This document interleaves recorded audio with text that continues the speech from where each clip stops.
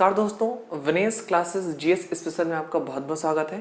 तो हम लोग हिंदी की क्लास को जहाँ पर ब्रेक किए थे वहीं के आगे चलना शुरू करेंगे।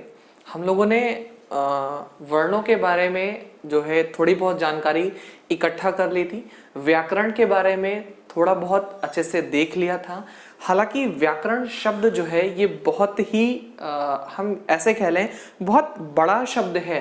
इसे दो चार शब्दों में व्यक्त कर पाना किसी के बस की बात नहीं है। अगर व्याकरण ना होता तो शुद्ध उच्चारण जो है वो शायद हम लोग ना कर पाते। ठीक है, तो एक एक बिंदु को एक एक पॉइंट को हम लोग बहुत ज्यादा विस्तार पूर्वक जो है वो पढ़ने की कोशिश कर रहे थे। ठीक है, तो सबसे पहले हम लोगों ने देखा था कि जो वर्ण होते हैं आपके हिंदी वर्णमाला में 45 कहे जाते हैं उच्चारण के आधार पर। अगर हम लोग बात करें कि उच्चारण के आधार पर कितने वर्ण होते हैं, तो हमने कहा सर 45 जो है वो वर्ण होते हैं उच्चारण के आधार पर, जिसमें आपने कहा था कि सर 10 क्या होते हैं आपके स्वर होते हैं और 35 क्या होते हैं आपके व्यंजन होते हैं। हम लोगों ने इतनी बातें देखी थी।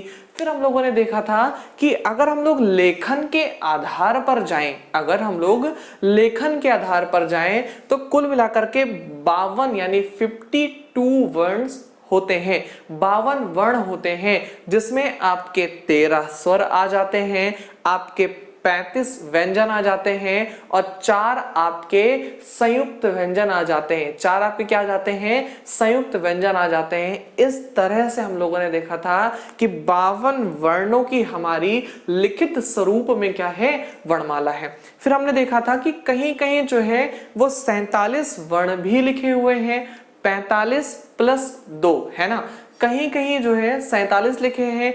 कामता प्रसाद जी ने तो 46 वर्ण बताए हुए हैं कि हमारे पास क्या है? 46 वर्ण है। इतनी बातों को हमने बहुत अच्छे से डिस्कस किया था। फिर हम लोगों ने स्वर के ऊपर चर्चा की थी। थोड़ी सी ही चर्चा चल पाई थी कि अगर हम लोग उच्चारण मात्र से अगर स्वरों की संख्या देखना चाहें तो 10 होती है।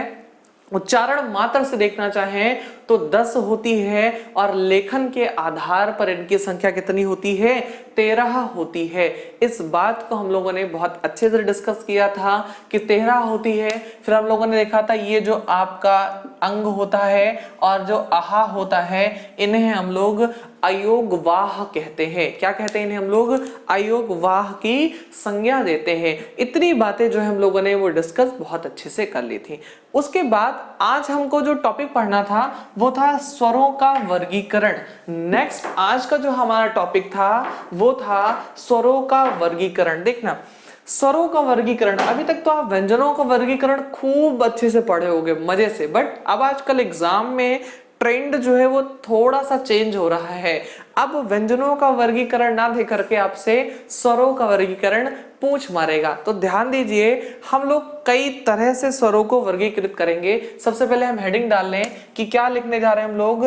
स्वरों का वर्गीकरण। स्वरों का वर्गीकरण, ठीक है, स्वरों का वर्गीकरण। ठीक, ध्यान देना आप लोग, आपको ये जो आप टॉपिक पढ़ रहे हो, अगर आपको इसका लिखित नोट्स, हैंड रिटन नोट्स चाहिए तो आप विनेश क्लासेस, एक टेलीग्राम चैनल है विनेश क्लासेस, बीच में कहीं कोई गैप नहीं है, ये सर्च करेंगे और आपको जो है टेलीग्राम चैनल उस पर मिल जाएगा। ठीक है, तो उस टेलीग्राम चैनल को आप ज्वाइन कर लें। ज्वाइन करेंगे तो आपको जो भी टॉपिक आप पढ़ रहे हो, चाहे वो फिजिक्स हो, चाहे वो करंट अफेयर हो, ठीक है, चाहे वो हिंदी हो, कुछ भी हो, तो इस पर जो है आपको हैंड रिटन नोट्स और पीडीएफ फॉर्म में चीजें जो है वो आराम से प्रोवाइड करा दी जाएंगे। ठीक है, तो हम लोग देखते हैं आपके स्वरों के वर्गीकरण को। स्वरों के वर्गीकरण, देखिए जो हमारा सबसे पहला वर्गीकरण होगा, जो हमारा सबसे प्रथम वर्गीकरण होगा, उसको हम लोग कहेंगे कि उच्चारण के आधार पर स्वरों का वर्गीकरण। ठीक है, ये बचपन से आप लोग करते हुए आए हो, लेकिन हम आपको एक नए तरीके, नए ढंग से सिखाने की कोशिश करेंगे। है क्या? उच्चारण के आधार पर, उच्चारण के आधार पर स्वरों का वर्गीकरण। स्वरों का वर्गीकरण, उच्चारण के आधार पर स्वरों का वर्गीकरण। मोस्ट इंपॉर्टेंट है, उच्चारण के आधार पर स्वरों का वर्गीकरण। देखो हम लोग जब पढ़ते हैं बचपन में तो छोटा आ बड़ा आ करके पढ़ते हैं, ऐसा कुछ होता ही नहीं है। हमको पढ़ना चाहिए अ आ इ ई उ ऊ ए ऐ ऐसे करके पढ़ना चाहिए, ठीक है। तो जब आप ये अ आ इ ई उ ऊ पढ़ते हो तो इसमें आ आपको बोलने में थोड़ा कम समय लगा, जबकि आ बोलने में आपको थोड़ा सा समय जो है वो ज्यादा लगा। यानी आप अगर सिर्फ बोले तो आपको एक मात्रा का समय लगा, जबकि अगर आप आ बोले तो आपको क्या लगा, दो मात्राओं का समय लगा। आ बोले एक मात्रा का समय, आ बोले आपको दो मात्राओं का समय लगा। तो ये तो हो गया आपका दो वर्गीकरण। तीसरा वर्गीकरण हम आपको बताएंगे, जैसे आपकी किताबों में थर्ड फोर्थ या फिफ्थ की किताबों में लिखा होता है ना, संवाद, डॉक्टर जोर से बोलते हैं हे राम, है ना, मतलब जिसमें आपको दीर्घ से भी ज्यादा, दो मात्राओं से भी ज्यादा का समय लग जाए, उन्हें हम लोग क्या बोलते हैं, पुलुप्त स्वर बोलते हैं, ठीक है। तो इसीलिए हम लोग वर्गीकरण पढ़ेंगे। और ध्यान देना, मैं बहुत सारे नाम बताऊंगा, आप तक आपने सिर्फ ह्रस्व स्वर जाना होगा, लघु स्वर जाना होगा या एक मात्रिक स्वर जाना होगा। हम पूरी डिटेल में चीजों को बहुत ही अच्छे से पढ़ेंगे। तो सबसे पहले आप हेडिंग डालेंगे स्वरों के वर्गीकरण में, आप ऐसे लिख सकते हैं कि स्वरों का उच्चारण के आधार पर, स्वरों का उच्चारण के आधार पर तीन वर्गों में विभाजन हो सकता है, तीन वर्गों में विभाजन हो सकता है, ठीक है। जो सबसे पहला वर्ग है उसे हम बोलेंगे ह्रस्व स्वर, ठीक है, उसे बोलेंगे ह्रस्व स्वर। मोस्ट इंपॉर्टेंट है, इसका एक और नाम है जिसे आप मूल स्वर भी कह सकते हो, ठीक है। इसे आप लघु स्वर भी कह सकते हो, इसे आप क्या बोल सकते हो, लघु स्वर भी बोल सकते हो, ठीक है। इसे आप क्या क्या बोल सकते हो, मूल स्वर बोल सकते हो, लघु स्वर बोल सकते हो, ठीक है, और ह्रस्व स्वर बोल सकते हो। इसे आप छोटा स्वर भी बोल सकते हो, क्या बोलते हैं, छोटा आ, छोटा बा, सॉरी छोटा आ और छोटी ई ऐसे करके बोलते हैं ना, तो इसे आप क्या कह सकते हो, छोटा स्वर भी बोल सकते हो, कहते हैं छोटा चेतन। तो आप इसे छोटा चेतन या छोटा स्वर भी बोल सकते हो। और इसे आप जो है एक मात्रिक स्वर भी बोल सकते हो। अगला नाम लिखेंगे एक मात्रिक स्वर, क्या बोल सकते हैं, एक मात्रिक स्वर भी से बोल सकते हैं। मोस्ट मोस्ट मोस्ट इंपॉर्टेंट है। अब आप सोचिए, एक स्वर के इतने ढेर सारे नाम, जैसे जब बच्चा छोटा होता है घर में तो सब लोग अपने हिसाब से उसका नाम रख देते हैं, कोई कुच्चू, कोई पुच्चू, कोई ऐसे करके उसका ढेर सारा नाम रखता है। वैसे हमारे स्वर हैं, इनका आपने ढेर सारा नाम रख दिया, ह्रस्व स्वर, मूल स्वर, लघु स्वर, छोटा स्वर, एक मात्रिक स्वर, दुनिया बवाल, है ना, ढेर सारा नाम रख दिया। अब देखो कहने का सबका इशंस क्या है, कहने के सबका मतलब सिर्फ एक है, इनको बोलने में एक मात्रा का समय लगता है, इनको बोलने में एक मात्रा का समय लगता है। आपसे पूछेंगे सर इसकी डेफिनेशन कैसे लिखें, तो आप एक लाइन में इनकी डेफिनेशन ऐसे लिख सकते हैं, जिन स्वरों को बोलने में एक मात्रा का समय लगता है, जिन स्वरों को बोलने में एक मात्रा का समय लगता है, उन्हें हम ह्रस्व स्वर, मूल स्वर, लघु स्वर, छोटा स्वर, एक मात्रिक स्वर कह सकते हैं। उन्हें हम इतनी चीजें जो है वो कह सकते हैं। तो आप कहेंगे कि सर ऐसे तो काम चलेगा नहीं, हमको कुछ एग्जाम्पल्स बताइए कि हम किन्हें बोल सकते हैं लघु स्वर, छोटा स्वर या ह्रस्व स्वर। तो आप देख लीजिए, जिसे आप क्या बोलते हो, छोटा आ, है ना, जिसे आप क्या बोलते हो, छोटा आ, जिसे आप क्या बोलते हो, छोटी ई, है ना, जिसे आप क्या बोलते हो, छोटा आ, जिसे आप क्या बोलते हो, छोटी ई, जिसे आप क्या बोलते हो, छोटा ऊ। ये तीन तो आपको बहुत अच्छे से ध्यान से समझ में आ गए होंगे किन्हें बोलते हैं। इनके सिवा एक और होता है जिसे हम लोग क्या बोलते हैं, रे, ठीक है। ये भी क्या आपका आता है, छोटा स्वर, लघु स्वर या एक मात्रिक स्वर, ह्रस्व स्वर या मूल स्वर के अंदर ये चार आपके जो है वो स्वर आते हैं। मोस्ट इंपॉर्टेंट है, इनको नोट कर ले, फिर हम लोग आगे चलते हैं, ठीक है, आगे हम लोग चलते हैं। देखिए ये हो गया हमारा, फिर हमको जाना है इससे थोड़ा सा आगे। जैसे मैंने कहा ये तो छोटा हो गया, ठीक है। अब हमको बड़ा स्वर देखना है, ठीक है। अगर हमको देखना है कि बड़ा स्वर कैसा होता है,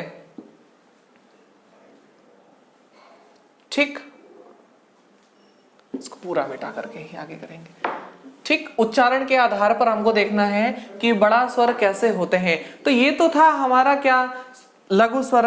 अगर इसकी जगह पे हमको लिखना है तो हम लोग क्या लिखेंगे, सर वो लघु था, ये दीर्घ हो जाएगा, ये क्या हो जाएगा हमारा दीर्घ स्वर हो जाएगा। ठीक है, आपने कहा कि सर वो लघु था ये दीर्घ हो जाएगा, वो लघु था ये गुरु हो जाएगा, क्या हो जाएगा, ये गुरु स्वर भी इसे आप कह सकते हो। लघु स्वर था ये आपका गुरु स्वर भी हो जाएगा, वो एक मात्रिक था ये द्विमात्रिक हो जाएगा, ये क्या हो जाएगा आपका द्विमात्रिक स्वर हो जाएगा। वो एक मात्रिक था ये क्या हो जाएगा आपका द्विमात्रिक स्वर हो जाएगा। ठीक है मेरे दोस्तों, अगर वो छोटा स्वर था तो ये बड़ा स्वर हो जाएगा, ये क्या हो जाएगा आपका बड़ा स्वर हो जाएगा।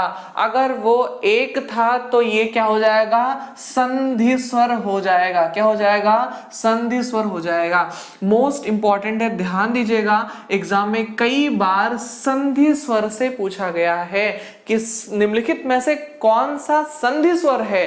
अब आप कंफ्यूज हो गए कि संधि स्वर ये क्या मतलब। देखो संधि का मतलब क्या होता है, जिनके उच्चारण में दो मात्राओं का समय लगे। संधि का मतलब क्या होता है, जब दो लोग आपस में मिलते हैं तो एक से भले दो समय लगा, दो गुना समय लगा, तो उसे हम लोग क्या बोलते हैं, ये है आपके संधि स्वर। कौन से स्वर हैं ये आपके संधि स्वर हैं। तो इसीलिए इसको क्या बोलते हैं हम लोग संधि स्वर भी बोलते हैं। क्या बोलते हैं इसे हम लोग संधि स्वर भी बोलते हैं। मोस्ट इंपॉर्टेंट है। ठीक है, ये हो गया आपका। अब देखो इनको आप ऐसे लिख सकते हैं, जिनके उच्चारण में लघु स्वर से दो गुना समय लगे उन्हें हम लोग क्या कहते हैं, दीर्घ स्वर कहते हैं, संधि स्वर कहते हैं, बड़ा स्वर कहते हैं, गुरु स्वर कहते हैं। आपको क्या सर एग्जांपल बताओ, तो छोटा वहां था बड़ा यहां कर लो, है ना, छोटा वहां था बड़ा यहां कर लो, छोटी ई वहां थी बड़ी ई यहां कर ले। ठीक है, छोटी ई वहां थी बड़ी ई यहां कर ले, छोटा ओ वहां था बड़ा ओ यहां कर लो। ठीक है, बाकी ए ऐ ओ औ अंग आहा, ठीक है, ए ऐ ओ औ तक होगा, अंग आहा को हम लोग काउंट नहीं करते हैं। ठीक है, फिर क्या हो जाएगा आपका ए, फिर क्या हो जाएगा यहाँ पर ऐ, फिर क्या हो जाएगा यहाँ पर ओ, फिर क्या हो जाएगा यहाँ पर अव। ठीक है, तो इनकी संख्या कितनी हो गई, 4 और 3 7, इनकी संख्या 7 होती है। यानी अगर आपसे कोई पूछे दीर्घ स्वरों की संख्या कितनी होती है, तो आप कहेंगे दीर्घ स्वरों की संख्या 7 होती है। दीर्घ स्वरों की संख्या कितनी होती है, 7 होती है। जबकि लघु स्वरों की संख्या कितनी होती है, 4 होती है। मेरे दोस्तों लघु स्वरों की संख्या कितनी होती है, 4 होती है। इस बात को आप जल्दी से जल्दी नोट कर लें, जल्दी से जल्दी इस बात को आप नोट कर लें। तो अब हम लोग आज जो हम वर्गीकरण करेंगे, अब हम लोगों ने दो देखा, एक दीर्घ स्वर देख लिया, एक लघु स्वर देख लिया। ठीक है, लघु और दीर्घ के हम लोगों ने बहुत सारे नाम भी अच्छे से देख लिए। इसके बाद नंबर आता है किसका, पुलुप्त स्वर का। मोस्ट इंपॉर्टेंट है। इसके बाद नाम किसका आता है, पुलुप्त स्वर का। अब एक चीज समझना, ये जो पुलुप्त चिन्ह है या जो पुलुप्त स्वर है, ये ज्यादातर प्रयोग होता है कहां पर, नाटकों के संवाद में। किसमें, नाटकों के संवाद में ज्यादातर जो है ये प्रयोग होने वाला स्वर है। जैसे आपने कहा हे राम, हे श्याम, ठीक है, राम श्याम मोहन, इस तरह से जब आप क्या काम करते हैं, चीजों को थोड़ा सा लंबा घसीट करके बोलते हैं, तो वहां पर कौन सा स्वर होता है आपका, पुलुप्त स्वर होता है। कौन सा स्वर होता है वहां पर आपका, पुलुप्त स्वर होता है। इतनी बातें उम्मीद है आपको समझ में वो आ रही होंगी। ठीक है, अब हमारी चीज को आप समझने की कोशिश कीजिएगा कि पुलुप्त स्वर जो होते हैं, जैसे मैंने लिख दिया यहाँ पर राम, ठीक है, मैंने यहाँ पर क्या लिख दिया, राम। ठीक है, तो अगर सिंपल हम राम लिखते तो ऐसे लिख देते, लेकिन अगर हम पुलुप्त स्वर या संवाद में इसे लिखने की कोशिश करेंगे तो हम लोग लिखेंगे राम। क्या लिखेंगे, राम। ठीक है, अब हम लोगों ने इस राम जी को ऐसे लिख दिया। ये जो चिन्ह होते हैं मोस्ट इंपॉर्टेंट है, समझिएगा, ये जो आपके चिन्ह होते हैं इसको अपूर्ण चिन्ह कहते हैं। कौन सा चिन्ह कहते हैं इसे, अपूर्ण चिन्ह कहते हैं। कौन सा चिन्ह कहते हैं इसे हम लोग, अपूर्ण चिन्ह कहते हैं। तो आप इसमें एक लाइन लिखेंगे, लिखिएगा, जिन स्वरों के उच्चारण में दीर्घ से भी अधिक समय लगता है, जिन स्वरों के उच्चारण में दीर्घ स्वर से भी अधिक समय लगता है, जिन स्वरों के उच्चारण में दीर्घ से भी अधिक समय लगता है, उन्हें पुलुप्त स्वर कहा जाता है, उन्हें पुलुप्त स्वर कहा जाता है, उन्हें पुलुप्त स्वर कहा जाता है। ठीक है, एग्जाम्पल में लिख लेंगे राम, ये लिखिएगा राम श्याम, ठीक है, राम श्याम मोहन, ऐसे करके आप लोग लिख लें। फिर लिखिएगा, लिखेंगे ऐसा लाइन बनाएंगे, लिखेंगे इस चिन्ह को हिंदी में अपूर्ण चिन्ह के नाम से जाना जाता है, इस चिन्ह को हिंदी में अपूर्ण चिन्ह के नाम से जाना जाता है। भैया हम आपको विराम चिन्हों के बारे में पढ़ाएंगे बहुत डिटेल में। जब विराम चिन्ह आपको पढ़ाएंगे तो बहुत सारे चिन्ह वहां पर हम आपको पढ़ाएंगे। ठीक है, तो लगभग सारे चिन्ह जितने भी हिंदी व्याकरण में यूज किए जाते हैं, नहीं यूज किए होंगे आप कभी, ऐसे भी चिन्हों को हम आपको बहुत डिटेल में पढ़ाएंगे। ठीक है, तो इस चिन्ह को हम लोग क्या कहते हैं, अपूर्ण चिन्ह कहते हैं। ठीक है, अब हमारी बात समझिएगा। आप पूछेंगे सर एक बात मुझे बता दीजिए, ह्रस्व स्वर, दीर्घ स्वर, छोटे स्वर, बड़े स्वर तो आप बता दिए कितने होते हैं, इनकी संख्या बताइए सर कितनी होती है। तो नोट कर लीजिएगा, इनकी संख्या 8 होती है, इनकी संख्या 8 होती है, इनकी संख्या 8 होती है। 8 कैसे होती है, लिखेंगे छोटा आ प्लस 7 दीर्घ स्वर, छोटा आ प्लस 7 दीर्घ स्वर, छोटा आ प्लस 7 क्या होती है, दीर्घ स्वर होती है।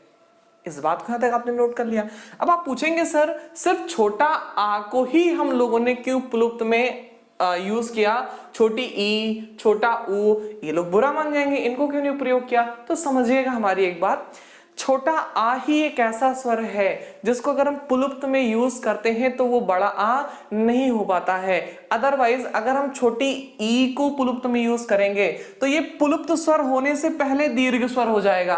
क्या हो जाएगा, पुलुप्त स्वर होने से पहले दीर्घ स्वर हो जाएगा। तो जब पहले ही दीर्घ स्वर हो गया है मेरे दोस्तों, तो फिर हम लोग उसके आगे इसीलिए लिखते हैं कि छोटा आ प्लस 7 दीर्घ स्वर, छोटा आ प्लस क्या 7 दीर्घ स्वर, यानी हिंदी में आपको जो है 8 पुलुप्त स्वर देखने को मिल जाएंगे। हिंदी में आपको 8 दीर्घ स्वर सॉरी पुलुप्त स्वर देखने को मिल जाएंगे। ठीक है, अच्छा एक चीज और समझिएगा, मैंने यहां पर हिंदी में क्यों प्रयोग किया, क्योंकि जब आप लोग मूल व्याकरण में जाएंगे ना, मूल व्याकरण में, तो वहां पर ऋण को भी क्या कहा गया है, इसको भी पुलुप्त स्वरों में शामिल किया गया है। यानी मूल व्याकरण जो संस्कृत व्याकरण है, अगर हम इसकी बात करें तो इसमें पुलुप्त स्वरों की संख्या कितनी है, 9 है, जबकि हिंदी व्याकरण में कितनी है, 8 है। तो इस बात को भी लिख लीजिए आप लोग, लिखेंगे संस्कृत में री को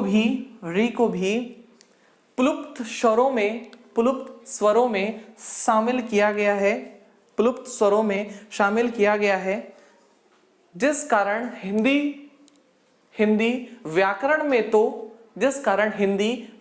में तो 8 स्वर होते हैं, लेकिन 8 स्वर होते हैं, लेकिन संस्कृत में 9 पुलुप्त स्वर होते हैं, लेकिन संस्कृत में 9 पुलुप्त स्वर होते हैं, लेकिन संस्कृत में 9 पुलुप्त स्वर होते हैं। ठीक है, तो ये तो था आपके उच्चारण के आधार पर स्वरों का वर्गीकरण, ये तो था आपके उच्चारण के आधार पर स्वरों का वर्गीकरण। ठीक है, अब अगला जो हम लोग पढ़ेंगे वो पढ़ेंगे जीभ की स्थिति के आधार पर। किसकी स्थिति के आधार पर, कि जो हमारा जीभ है, या पहले होठों की स्थिति के आधार पर पढ़ ले। हाँ, अगली हेडिंग हम लोग डालेंगे होठों की स्थिति के आधार पर, होठों की स्थिति के आधार पर वर्गों का स्वरों का वर्गीकरण।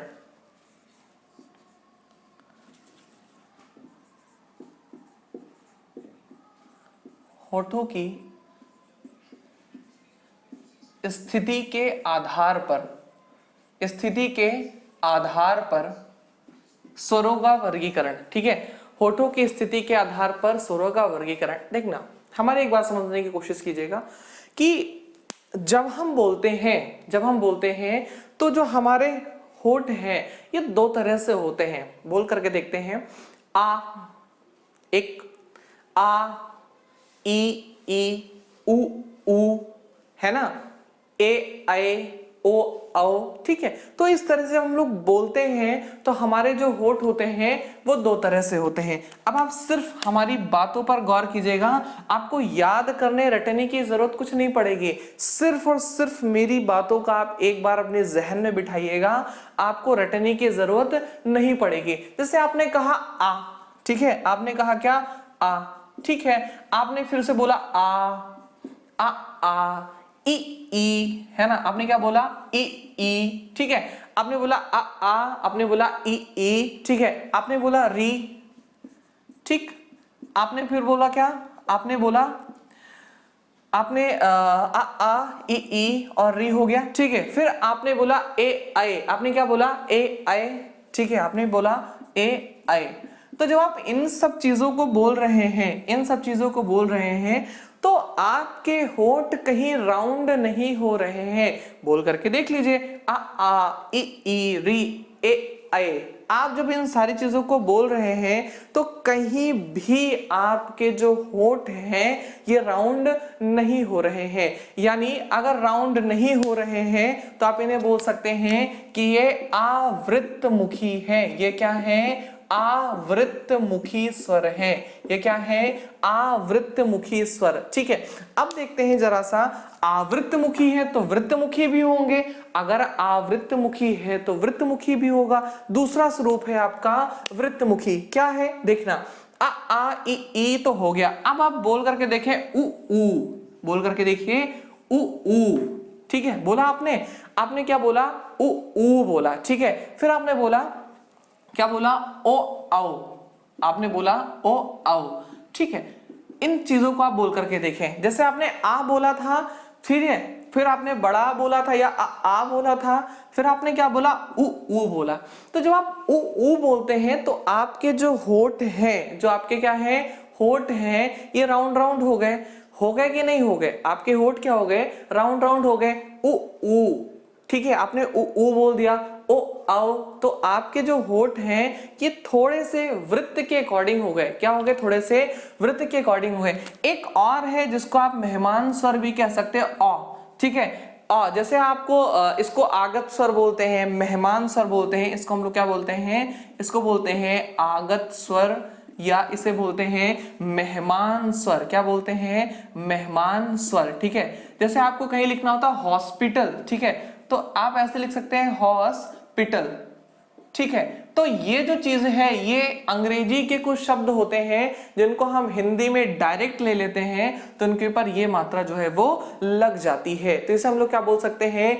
आगत स्वर बोल सकते हैं या मेहमान स्वर बोल सकते हैं। तो होठों की स्थिति के आधार पर वृत्तमुखी ये हो गए, आवृत्तमुखी ये हो गए और वृत्तमुखी ये हो जाएंगे। क्या हो जाएंगे? ये वृत्तमुखी हो जाएंगे। इस बात को जल्दी से आप नोट कर लें कि आवृत्तमुखी में ये सारे लोग आ गए, आ ई ऋण ए आए, और वृत्तमुखी में आ गए ओ आ, ठीक है। इतनी चीजें उम्मीद है आपको समझ में आ रही होगी। जल्दी से इस बात को एक बार नोट कर लें, जल्दी से इस बात को आप एक बार नोट कर लें, मोस्ट इंपॉर्टेंट है। ओके, चलें अब हम लोग आगे बढ़ने की कोशिश करेंगे।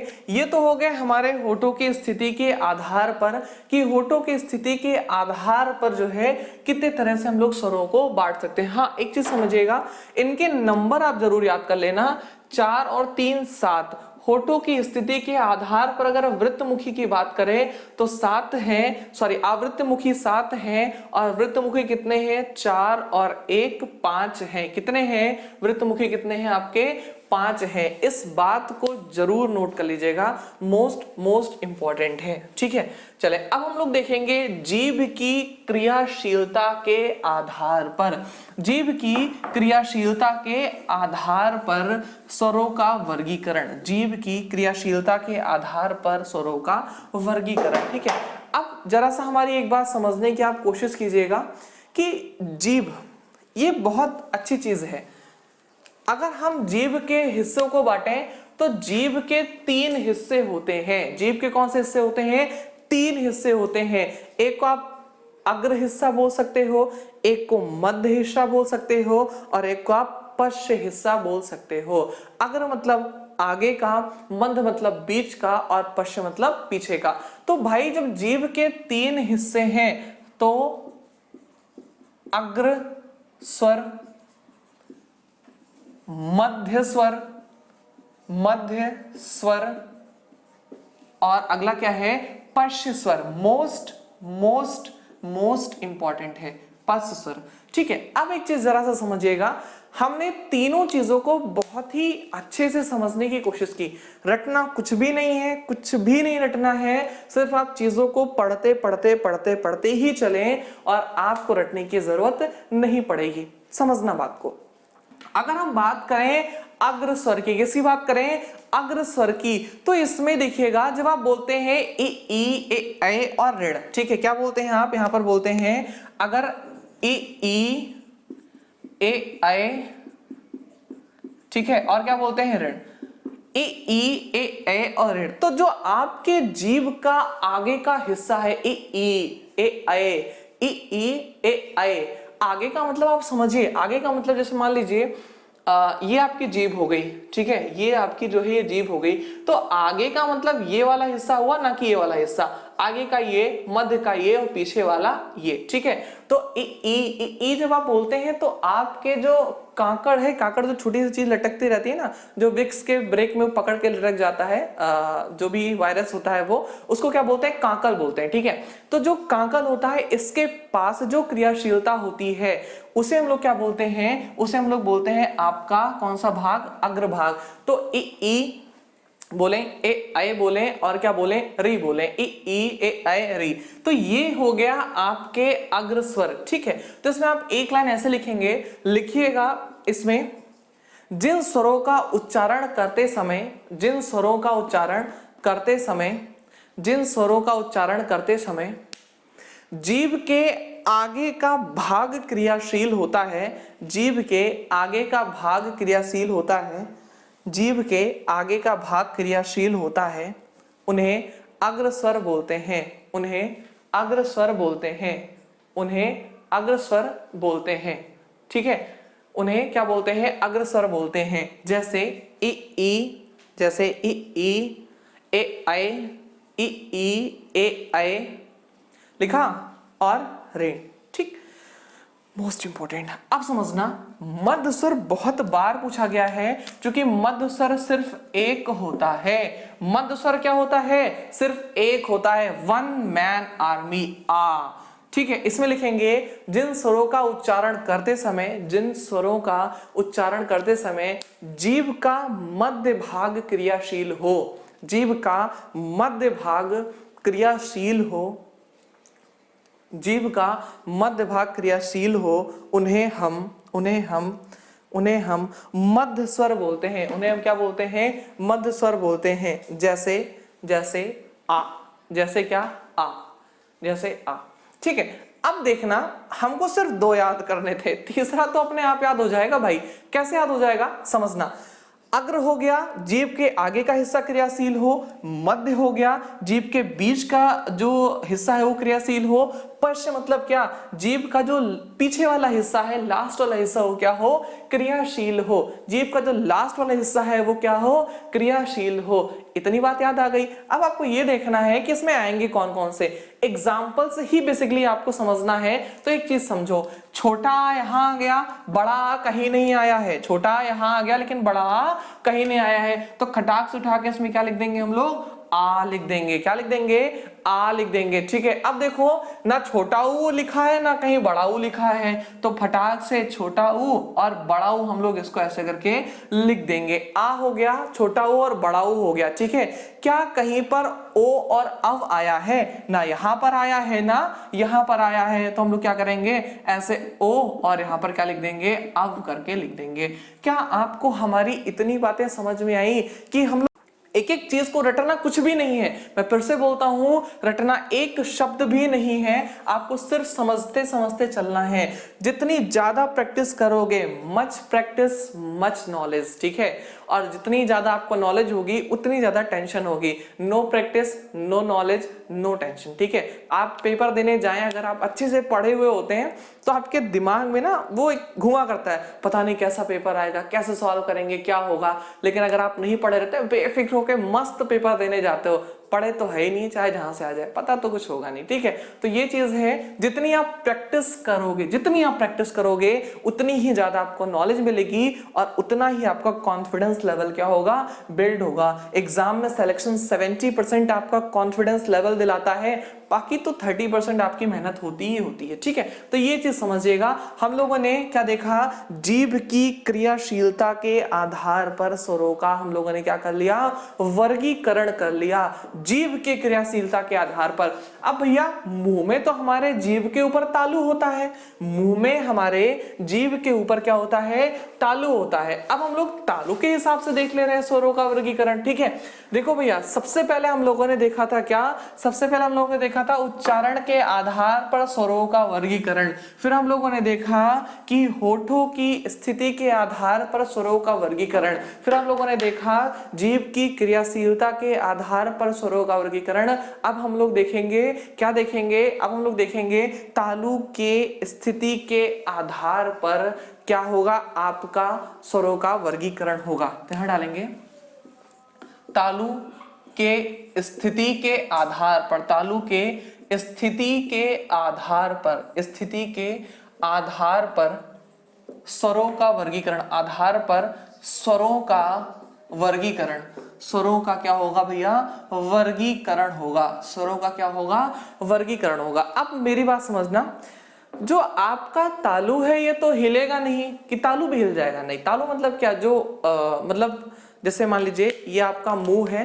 तो मुंह में जो ऊपर का पार्ट होता है ये चीज होती है आपकी तालु, ये होती है जीभ। जब जीभ बोलती है आ ई उ ए आई, कुछ भी बोलती है तो ये जीभ हिलती है, तालु तो अपनी जगह पर ही रहता है। तो हमको ये समझना है कि जो तालु का पार्ट है, इसके एक एक पार्ट को हम लोग कहते क्या है, उसी के हिसाब से हमको चीजों को देखना है। तो समझना, पहले मेरी बात, हम पहले सबसे पहले एक तालु बनाने की कोशिश करते हैं। ये है आपका जो है मुंह का हिस्सा, ऊपर का पार्ट, ये है आपके नीचे की जो है जीभ। ये जीभ होती है जो सबको सब कुछ दिला सकती है और सबसे सब कुछ वापस ले सकती है, ठीक है। ये हो गई आपकी जीभ, मतलब हमारी भी जीभ है, सबकी जीभ है, मान लीजिए जगत जीभ है, जीभ तो सबके पास होती है, ठीक है।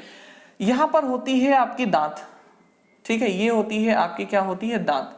ध्यान देना मेरी बात को, जो दांत के आगे का हिस्सा होता है, ये वाला हिस्सा, ये वाला हिस्सा, इसको हम लोग क्या बोलते हैं, मूर्धा बोलते हैं। इसको हम लोग क्या बोलते हैं, इसको हम लोग बोलते हैं मूर्धा। मोस्ट इंपॉर्टेंट है, क्या बोलते हैं इसे हम लोग, मूर्धा बोलते हैं। ये चीज ध्यान रखना बहुत ज्यादा इंपॉर्टेंट है। अभी हम लोग जब आगे व्यंजन पढ़ेंगे, मूर्धन्य शकार पढ़ेंगे, ये सारी चीजें पढ़ेंगे, तो आपको ये चीज बहुत इंपॉर्टेंट होगी, उच्चारण स्थान इनका। तो इसको हम लोग क्या बोलते हैं, मूर्धा बोलते हैं। इसको हम लोग क्या बोलते हैं, मूर्धा बोलते हैं। यहां से यहां तक के पार्ट को अगर हम लोग बात कर लें, यहां से यहां तक के पार्ट को हम लोग बोलते क्या है, तालु बोलते हैं, ठीक है। तारू भी बहुत सारे लोग कहते हैं, तालु भी कहते हैं, तो इसे आप लोग क्या बोल सकते हैं, तारू बोल सकते हैं, तालु बोल सकते हैं, मोस्ट इंपॉर्टेंट, ठीक है। यहां पर छोटे मोटे छेद होते हैं, जब कभी आप पानी पीते हैं, कोई आपका सगा संबंधी आपको हंसा देता है तो आपके नाक से पानी आ जाता है ना, नाक से क्या होता है, पानी आ जाता है। व्यवहारिक लोग ज्यादातर यही करते हैं, पानी पीते समय या कुछ खाते पीते समय क्या होता है, हंसा देते हैं तो नाक से पानी आता है। तो नाक से पानी आने का मतलब क्या, नाक और मुंह, नाक और मुंह जो है वो टच है कहीं ना कहीं। इट मींस ये क्या है, आपकी नासिका छिद्र है। ये क्या है, आपका नासिका छिद्र है।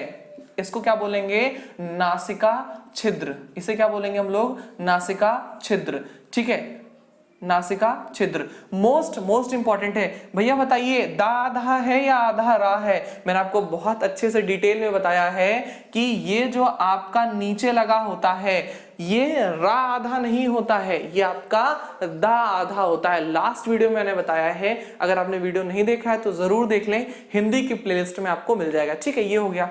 अब बात कर लेते हैं हम उस काकल की जिसको पकड़ के विक्स की ब्रेक वाला जो कोरोना वाला टाइप का होता है वो लटकता रहता है, ठीक है, पकड़े रहता है, जल्दी छूटता ही नहीं है। इसको हम लोग क्या बोलते हैं? काकल बोलते हैं। इसे हम लोग क्या बोलते हैं? काकल बोलते हैं। क्या बोलते हैं इसे हम लोग? काकल बोलते हैं। तो ये थे आपके मुंह के पोस्टमार्टम। ये थे आपके क्या? मुंह के पोस्टमार्टम। अब इसी पोस्टमार्टम को हम लोग आगे बढ़ाते हुए समझेंगे कि इस फिगर को तो आप बनाओगे ही बनाओगे। इस फिगर को आप फटाक से स्क्रीनशॉट ले लें या वीडियो रोक करके इस फिगर को बना लें, तब फिर हम लोग चलेंगे किस पे चलेंगे? संवृत्त और विवृत्त, है ना। दो हमको स्वर पढ़ने हैं, एक संवृत्त और एक कौन सा पढ़ना है? विवृत्त स्वर पढ़ना है। तो इसको हम मिटा दे रहे हैं, आप लोग बना लिए ही होंगे, क्योंकि मुझे दो फिगर और बनाने हैं, दोनों को रिलेट करके बनाना है, इसलिए मुझे मिटाना पड़ेगा, ठीक है। तो चले अगली जो हमारी हेडिंग थी, तालु की स्थिति के आधार पर स्वरों का वर्गीकरण। इसमें हम दो तरह से बांट सकते हैं। कौन कौन से तरह से बांट सकते हैं? इसे हम लोग दो तरह से बांट सकते हैं, ठीक है, समझना, ठीक है। एक को हम लोग कहते हैं क्या? एक को बोलते हैं संवृत्त स्वर, संवृत्त स्वर बोलते हैं, ठीक है। एक को हमने बोल दिया संवृत्त स्वर और एक को हम लोग क्या बोलते हैं? विवृत्त स्वर। एक को क्या बोलते हैं हम लोग? विवृत्त स्वर बोलते हैं। एक को क्या बोलते हैं? विवृत्त स्वर बोलते हैं। अब देखना बहुत ज्यादा इंपॉर्टेंट है संवृत्त और विवृत्त, ध्यान देना। संवृत्त का मतलब होता है बंद। संवृत्त का मतलब क्या होता है? बंद। भैया देखो, अगर आप मान लो कहीं शादी विवाह में गए, खूब अच्छे से खाना दबा करके खा लिया, 4 पूड़ी की जगह 10 पूड़ी खा ली कि आज तो हम शादी में आए हैं, ढेर सारी पूड़ी खानी, आपने खा ली। अब उसके बाद आप घर आए और आपको कोई खाना दे, पहले से आपका पेट समृद्ध है, भरा हुआ है, तो आपका मुंह क्या हो जाएगा? बंद हो जाएगा। आप कोई चीज नहीं खाओगे, कहोगे कल सुबह देखते हैं, अगर पेट में जगह हुई तो खा लेंगे। और हाँ, कुछ लोग ऐसे होते हैं, कहेंगे अच्छा ठीक है 10 मिनट रुको, थोड़ा घूम टहल लें, पच जाए खाना तो फिर खा लेते हैं, ठीक है। तो समृद्ध का मतलब क्या होगा? बंद। अगर समृद्ध का मतलब बंद, तो विवृत्त का मतलब क्या हो जाएगा सर? इसका मतलब होगा खुला। इसका मतलब क्या होगा? खुला हो जाएगा, ठीक है। अब आपको एक चीज तो समझ में आ गई होगी, एक चीज तो समझ में आ गई होगी, क्या?